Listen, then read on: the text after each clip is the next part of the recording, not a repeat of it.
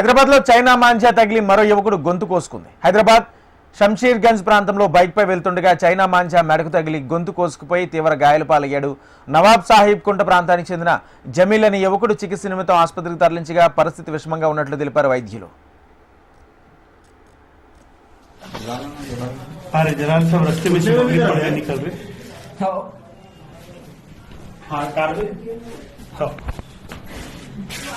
उंगलियां मूवमेंट करो।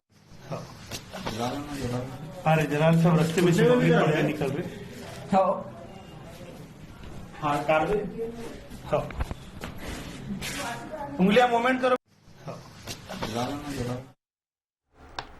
హైదరాబాద్ లో చైనా మాంజా తగిలి మరో యువకుడు గొంతు కోసుకుపోయింది. హైదరాబాద్ షంషీర్ గంజ్ ప్రాంతంలో బైక్ పై వెళ్తుండగా చైనా మాంజా మెడకు తగిలి గొంతు కోసుకుపోయి తీవ్ర గాయాలు పాలయ్యాడు. నవాబ్ సాహిబ్ అనే వ్యక్తి కుండ ప్రాంతానికి చెందిన జమీల్ అనే యువకుడు చికిత్స నిమిత్తం ఆసుపత్రికి తరలించగా పరిస్థితి విషమంగా ఉన్నట్లు వైద్యులు తెలిపారు.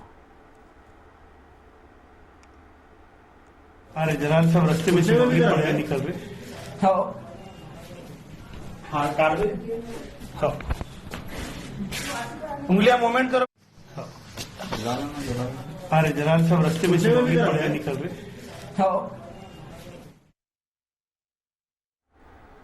హైదరాబాద్ లో చైనా మాంజా తగిలి మరో యువకుడు గొంతు కోసుకుపోయింది.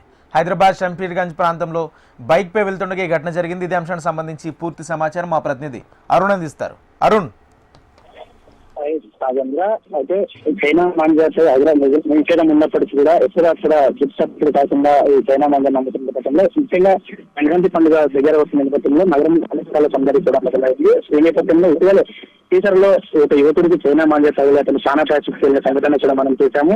అది మరో రోజు ముందే ఈరోజు నగరంలో మరో ఘటన వెలుగులోకి వచ్చింది. అదే షంషీర్గంజ్ ప్రాంతంలో బైక్ పై వెళ్తుండగా చైనా మాంజా ఒక వ్యక్తి బిల్డకు తగిలి గంటు తోచిపోయి తీవ్రంగా గాయాల పైన సిచ్యువేషన్ మనకు కనిపించింది.